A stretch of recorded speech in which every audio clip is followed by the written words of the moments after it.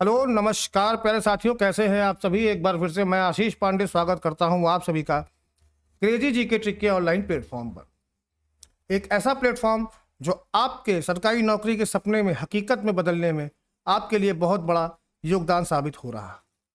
दोस्तों, आज की ये जो क्लास है ये सीटेट के लिए इन्वायरमेंट की जो क्लासेस हैं 30 नंबर बहुत इंपॉर्टेंट है, चाहे वो कोई भी शिक्षक भर्ती हो। मैं सीटेट की ही बात नहीं कर रहा हूँ, मैं UP TET, super TET, MP TET, Rajasthan REET या किसी भी स्टेट की कोई भी एग्ज़ाम हो शिक्षक भर्ती से रिलेटेड, उन सभी में ये इन्वायरमेंट के आपके 30 नंबर बहुत इंपॉर्टेंट हैं। इवन मैं आपको जानकारी देना चाहता हूँ कि अभी जो बिहार में एग्ज़ाम हुआ शिक्षक भर्ती का, उसमें इन्वायरमेंट से कम नहीं तो 6 क्वेश्चन या 7 क्वेश्चन आए थे। और वही क्वेश्चन थे जो आप हमेशा पढ़े थे, लेकिन फिर भी लोगों ने उसको गलत किया क्योंकि कन्फ्यूज़न होती थी। क्योंकि पढ़ना और समझना दोनों में बड़ा अंतर होता है। यहाँ जो क्लास चल रही है वो आपको कॉन्सेप्ट क्लियर कराने पे फोकस कराने के लिए चल रही है। एक बार कॉन्सेप्ट क्लियर हो गया उसके बाद आप कभी भी गलती नहीं करेंगे। इसी सोच से ये क्लास चल रही है और उसी क्रम में आज जो है आपकी इन्वायरमेंट की क्लास है। पूरा वीडियो अंत तक देखिएगा, जैसा भी होगा कमेंट करके बताइएगा, लाइक करिएगा, ज़्यादा से ज़्यादा शेयर कर दीजिएगा अपने दोस्तों को और चैनल को सब्सक्राइब करके नया बेल आइकन दबा दीजिए। क्योंकि अगर आप नए हैं तो, पुराने हैं तो कोई बात नहीं, तब तो आप चैनल की बारे में सब जान ही रहे हैं, लेकिन नए हैं तो चैनल को सब्सक्राइब करके बेल आइकन दबा दीजिए ताकि जब भी कोई नया वीडियो आए तो उसका नोटिफिकेशन आपको एट ए टाइम मिल सके, ताकि आप किसी से पिछड़े नहीं। तुरंत नोटिफिकेशन आए और तुरंत पढ़ के उसको ख़त्म करें। तो चलिए शुरू करते हैं आज की क्लास। सबसे पहले देखते हैं पर्यावरण। सभी को पता है कि 2 शब्दों से मिलकर बना हुआ परि धन आवरण, संधि विच्छेद हुई है पर्यावरण की। परि का मतलब होता है चारों तरफ, यानी कि राउंड अराउंड हमारे चारों तरफ क्या हो रहा है। आवरण का मतलब होता है घेरा, हमारे चारों तरफ जो हो रहा है। मैं कह रहा हूं कि आप घर के बाहर निकलिए और आपके चारों तरफ जो पेड़ पौधे हैं, जमीन है, कहीं कोई घटना घट रही है, कहीं की शादी हो रही है, किसी की बारात आ रही है, किसी का मुंडन है, किसी का बर्थडे, जो भी सारी चीज़ें आपके आसपास हो रही वो सब आपका पर्यावरण ही है। और वो कहीं ना कहीं आपके जीवन में प्रत्यक्ष या अप्रत्यक्ष रूप से आपको प्रभावित करता है, इसीलिए वो क्या कहलाता है, पर्यावरण कहलाता है। अब पर्यावरण को अंग्रेजी में एनवायरनमेंट कहते हैं और एनवायरनमेंट शब्द की उत्पत्ति वो फ्रेंच शब्द से हुई है, एनोवियर से, जिसका अर्थ क्या होता है, पड़ोस। ठीक, हमारे आस पड़ोस में जो भी चीज़ें हो रही हैं वो हमको कहीं ना कहीं डायरेक्टली इनडायरेक्टली अफेक्ट करती है, प्रभावित करती है, इसीलिए हम उसको पर्यावरण कहते हैं। या फिर आस पड़ोस में पाए जाने वाले लोग, स्थान, वस्तुएं, जैसा कि मैंने आपको बताया, वो सारी चीजें पर्यावरण का हिस्सा है। 2 प्रमुख घटक हैं पर्यावरण के। एक तो प्राकृतिक, जो नेचर ऊपर वाले ने बना के दिया है, आसपास पेड़ पौधे, जमीन, पानी, झरना जो भी है, नदी नाला जो भी है, ये ऊपर वाला है प्राकृतिक। और दूसरा है मानव निर्मित, ह्यूमन मेड, ठीक, मैन मेड। ये है पर्यावरण, एक प्राकृतिक, एक मानव निर्मित। प्राकृतिक में 2 हैं, एक जैवीय, जैविक, बायोलॉजिकल, और दूसरा है एबायोटिक, अजैविक, अजीवी या फिजिकल। ठीक, मानव निर्मित की बात करें तो घर किसने बनाया, हम लोगों ने बनाया। अब चांद पे लोग संभावना ढूंढ रहे हैं बसने की, तो जब चांद पे संभावना ढूंढ रहे हैं बसने की तो जाहिर सी बात वहाँ क्या है, भगवान तो आके घर बनाएंगे नहीं। उन्होंने तो आपको प्राकृतिक के रूप में दे दिए ना, जमीन दे दी है चांद पे, पानी दे दिया है चांद पे, हवा दे दिया है चांद पे। तो अब क्या होगा, जो नई चीज़ें वहाँ बनेगी, इमारतें, उद्योग, सड़क, पुल, पार और कल्चर, ये कौन बनाएगा, ये हम आप बनाएंगे, मैन मेड। तो ये सारा जो है पर्यावरण में मैन मेड होता है। ठीक, आगे बात करते हैं। एयर, टेम्परेचर, लाइट, वाटर, मिट्टी, मिनरल, खनिज पदार्थ, पीएच, ह्यूमिडिटी। उसके बाद ये बैक्टीरिया, फंगाई, प्लांट्स, एर्का, एनिमल, प्रोटिस्ट। ये क्या है, इन दोनों में अंतर है। इन दोनों पिक्चर में बहुत बड़ा अंतर है, वो आप भी क्लियर हो जाएगा। सजीव प्राणियों का संसार क्या कहलाता है, जैवीय। ठीक, जैसे हम आप हैं, जीव जंतु, और पौधे, पादप। पौधे क्या है, पौधे क्या हैं, पौधे उत्पादक हैं, ये अपना भोजन स्वयं बनाते हैं। और एनर्जी का सबसे बड़ा स्रोत क्या है, वो है आपका सन, सूरज, सूर्य एनर्जी का सबसे बड़ा स्रोत है। उत्पादक पौधे होते हैं, उसके बाद फिर उपभोक्ता आते हैं। उपभोक्ता क्या करते हैं, प्रत्यक्ष या अप्रत्यक्ष रूप से कहीं ना कहीं पौधों से ही, पेड़ पौधों से, फसलों से ही अपना भोजन बनाते हैं। लेकिन अपना भोजन जो स्वयं बनाते हैं वो कौन है, पौधे हैं। इनको उत्पादक कहा जाता है, पर्यावरण में बहुत ही इंपॉर्टेंट। अजीव की बात करें तो निर्जीव पदार्थों का संसार, जैसे कि स्थल, जल, वायु, प्रकाश, मिट्टी और तापमान, ये सब पर्यावरण के अबायोटिक घटक हैं, फिजिकल घटक। आगे बात करते हैं पारिस्थितिकी तंत्र की या परितंत्र की, इकोसिस्टम की बात करते हैं। ऐसा तंत्र जिसमें समस्त जीवधारी आपस में एक दूसरे के साथ तथा पर्यावरण के उन भौतिक, फिजिकल एंड केमिकल, रासायनिक फैक्टर्स, कारकों के साथ आपस में क्रिया करते हैं और जिसमें वो रहते हैं, वो होता है पारिस्थितिकी तंत्र। An ecosystem is the system in which all living organism interact with each other and with the physical and chemical factors of the environment in which they live. सबसे पहले 1935 में एजी टेंसले ने पारिस्थितिकी तंत्र की विचारधारा का प्रतिपादन किया। ये इंपॉर्टेंट पॉइंट है, कई बार एग्जाम में पूछा गया है। उसके बाद पारिस्थितिकी तंत्र के अध्ययन को क्या कहते हैं, पारिस्थितिकी कहते हैं। ठीक, इकोलॉजी, इकोलॉजी कहते हैं। पारिस्थितिकी का अंग्रेजी पर्याय क्या है, इकोलॉजी है, जिसका प्रयोग सबसे पहले, इकोलॉजी शब्द को सबसे पहले लाने वाला कौन था, वो था अर्नस्ट हेकल। पारिस्थितिकी तंत्र प्रकृति की क्रियात्मक यानी कि यूनिट होती है। ठीक है, क्या होती है, यूनिट ऑफ नेचर होती है। पारिस्थितिकी तंत्र छोटा भी होता है और बड़ा भी हो सकता है। ये स्टेबल, स्थायी भी हो सकता है और अनस्टेबल भी हो सकता है। परमानेंट भी हो सकता है और टेम्पोररी भी हो सकता है। या प्राकृतिक भी हो सकता है, नेचुरल भी हो सकता है और कृत्रिम भी हो सकता है, आर्टिफिशियल भी हो सकता है। या कई छोटी छोटी इकाइयों में वर्गीकृत होता है। जैसे कि हम बात कर लें अगर जलीय पारिस्थितिकी तंत्र की, जो नदी समुद्र के अंदर होता है। दूसरा समुद्र के अंदर होने वाला। तीसरा वनीय जो जंगल के अंदर पारिस्थितिकी तंत्र होता है उसकी बात करूँ। और चौथा आपका मरुस्थलीय जो रेगिस्तान एरिया, राजस्थान वगैरह में जहाँ सहारा मरुस्थल या फिर जो भी है वहां पर ये सारी चीजें पाई जाती है। उष्ण कटिबंधीय परितंत्र सर्वाधिक उत्पादक परितंत्र माना जाता है। Tropical ecosystem are consider to be the most productive ecosystem. Okay, important point है, ये पूछ सकता है एग्जाम में। अब मैंने आपको बताया दो घटक इंपॉर्टेंट है, जैविक अजैविक, दोनों आपके सामने है। बायोटिक एबायोटिक मैंने बता ही दिया।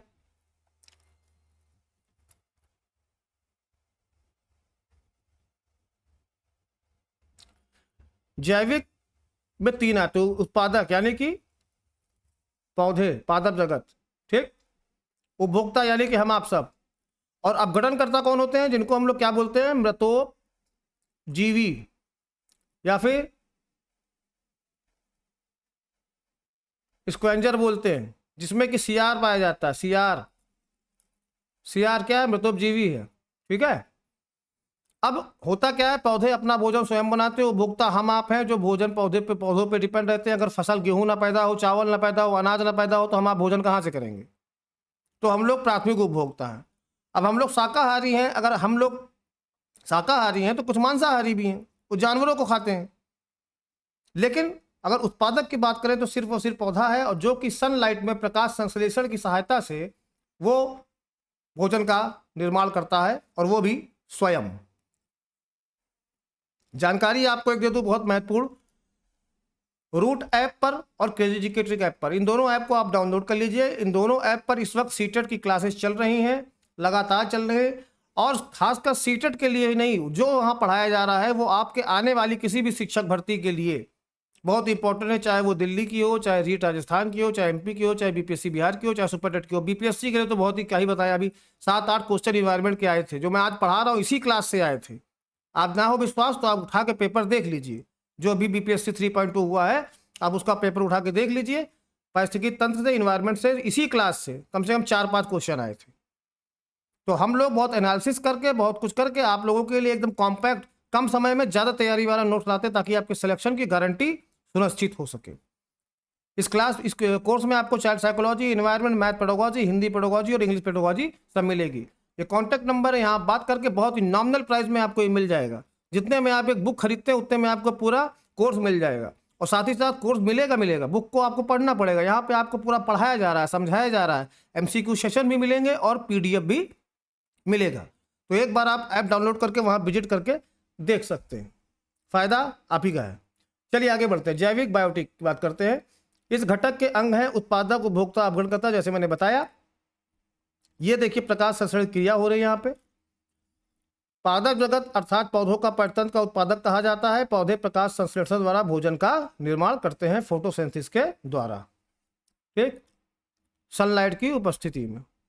ऑक्सीजन बाहर, कार्बन डाइऑक्साइड अंदर।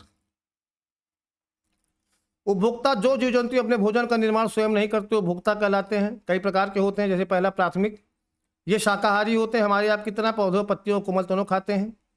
टिड्डा भी शाकाहारी है, बकरी भी, हिरण, गाय, ये सब शाकाहारी है, ये सब प्राइमरी कंज्यूमर कहलाते हैं। द्वितीयक की बात करें तो ये शाकाहारी जीवों खाते हैं, टिड्डा खा लेंगे, बकरी खा लेंगे, हिरण खा लेंगे। तो मेढक है, बिल्ली है, लोमड़ी है, ये सब द्वितीयक है। उसके बाद आप करेंगे तृतीयक उपभोक्ता की बात। ये उच्च स्तर के मांसाहारी होते हैं, हाई लेवल के कार्निवोरस होते हैं, इनको सबसे ज़्यादा मांस ही पसंद है। ये प्राथमिक उपभोक्ता है, द्वितीयक उपभोक्ता खाते हैं, या फिर दोनों उपभोक्ताओं खाते हैं। जैसे शेर हिरण को खाता है और लोमड़ी को भी खाता है। और शेर छोड़ता किसको है ये मुझे जानकारी नहीं है, शेर खाता तो सबको ही है। उसके बाद जैसे मोर को सांप खाता है और बाज सांप को खाता है। ठीक, अपघटन करता, जैसे मैंने आपको बताया, मृतोपजीवी, ये मृत जीव जंतु को अपना भोजन बनाते हैं। ये मृत शरीर, जब कोई शरीर मर गया है, इसके अंदर कोई जान नहीं है, वो सड़ गल रहा है, उसके कार्बनिक पदार्थों को ये अपघटित कर देते हैं, जैसे कि जीवाणु, कवक, सियार। ठीक, ये सब। अब देखिए उत्पादक, हरे पेड़ पौधे, उपभोक्ता ये सारे, और अपघटनकर्ता, कवक, बैक्टीरिया, कवक, जीवाणु, सिवार, केकड़ा, ये सब अपघटन करता है। बीटल। अब अजैविक की बात करें तो इसके अंदर आता है क्या, प्रकाश, वायु, जल, मृदा, कार्बनिक पदार्थ, light, air, water, soil and organic matter, ये सब इसके अंतर्गत आते हैं, जो उत्पादकों एवं उपभोक्ताओं के लिए आवश्यक होते हैं। अब भाई बिना प्रकाश के प्रकाश संश्लेषण होगा नहीं होगा, बिना वायु के फसल होगी, बिना जल के फसल होगी, बिना मिट्टी के फसल होगी, बिना कार्बनिक पदार्थ की फसल होगी नहीं होगी, बिना इनके नहीं होगी। तो ये क्या है, पर्यावरण में जो उत्पादक है उनके लिए बहुत ही अहम रोल, हेल्पफुल रोल अदा करते हैं। पीएच मान, temperature, air, water, soil, light, rainfall, बारिश, रॉक, चट्टान। अब बात करते हैं खाद्य श्रृंखला की या खाद्य कड़ी की, फूड चेन की। इसने इसको खाया, इसने इसको खाया, इसको इसने खाया, इसको इसने खाया, खाने की एक चैन बनी हुई है, उसी को बोलते हैं फूड चैन, सिंपल लैंग्वेज में। विभिन्न जीवों का वह क्रम है जिसके द्वारा एक परितंत्र में खाद्य ऊर्जा का प्रवाह होता है। खाद्य ऊर्जा का प्रवाह कैसा होता है, एक दिशा होता है, इंपॉर्टेंट है, एग्जाम में ये पूछा गया है। ठीक, जैसे पौधे हैं, इनको किसने खाया, उपभोक्ता ने खाया, टिड्डे ने खाया, टिड्डे को मेढक ने खाया, फिर मेढक को सांप ने खाया, क्या बन गया, एक फूड चेन बन गई, एक फूड चेन बन गई, मिलके खाते हैं एक दूसरे को। ग्रास को ग्रास हॉपर ने खाया, ग्रास हॉपर को फ्रॉग ने खाया, फ्रॉग को पाइथन अजगर ने खा लिया। अब इसको यहां पर आता है आपका क्या, लिंडमैन का सिद्धांत। मान लीजिए कि जो ग्रास है ये क्या है, उत्पादक है। ठीक, इसने सनलाइट में फोटोसेंसिस प्रकाश में अपना खाना बनाया, तो सबसे ज्यादा एनर्जी किसके पास होगी, इसी के पास होगी। अब इसको ग्रास होपर ने खाया तो ग्रास होपर इसका 10% एनर्जी पाएगा। फिर फ्रॉग ने ग्रास होपर टिड्डे को खाया तो फ्रॉग जो है जितना एनर्जी ग्रास होपर पाए उसका 10% पाएगा। ठीक, और फिर अजगर ने मेढक को खाया तो वो उसका 10% पाएगा उसकी एनर्जी का। यानी कि टिड्डा मेढक को जो खाद्य ऊर्जा प्रदान करता है, सांप मेढक से उतना प्राप्त कर लेता है। खाद्य श्रृंखला ज्यादा से ज्यादा 5 स्तर की होती है, मैक्सिमम 5 लेवल की ये होती है खाद्य श्रृंखला, क्योंकि प्रत्येक स्तर पर उपभोक्ता केवल 10% संचित ऊर्जा को शरीर में रूपांतरित करता है, जबकि बाकी 90% ऊर्जा की हानि हो जाती है, लॉस हो जाती है।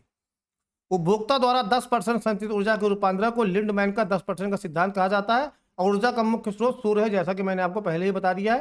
ये बहुत ही इंपॉर्टेंट थ्योरी है, लिंडमैन की थ्योरी है। सन के पास 1000 यूनिट की ऊर्जा थी, उत्पादक ने इससे बनाया तो 10% 1000। उसके बाद प्राथमिक उपभोक्ता ने, यानी कि मान के चलो टिड्डे ने खाया तो 10% 10, फिर मेढक ने खा लिया इसका तो 1, फिर उसके बाद अजगर ने मेढक खा लिया तो एनर्जी कितनी लिया 0.1। तो यानी कुल मिला के 5 लेवल 5 स्तर तक ये खास श्रृंखला चलती है। जानकारी अहम आपको देने जा रहा हूँ, ध्यान से सुनिएगा। रेलवे का टारगेट बैच चल रहा है, जो भी हमारे भाई बहन दोस्त यार तैयारी कर रहे हैं रेलवे के लिए, छोटे भाई बहन, वहाँ पर technician grade 3, assistant loco pilot, RPF SI constable, RRB code group D और रेलवे एनटीपीसी की तैयारी कराई जा रही है।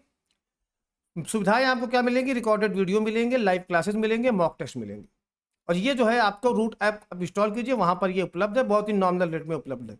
इन नंबर पे आप बात करके अपने बैच को ले सकते हैं। एक बार आप वहां विजिट जरूर करिए। और चैनल पर, क्रेजी जीके ट्रिक चैनल पर रेलवे टारगेट बैच की क्लासेस भी चल रही हैं यूट्यूब चैनल पे, वहां पे आप उसको देख सकते हैं और समझ सकते हैं कि आपके अंदर कहाँ पे किस चीज़ की कमी है। उसको दूर करने के लिए आपको ये बैच मेरे हिसाब से लेना चाहिए।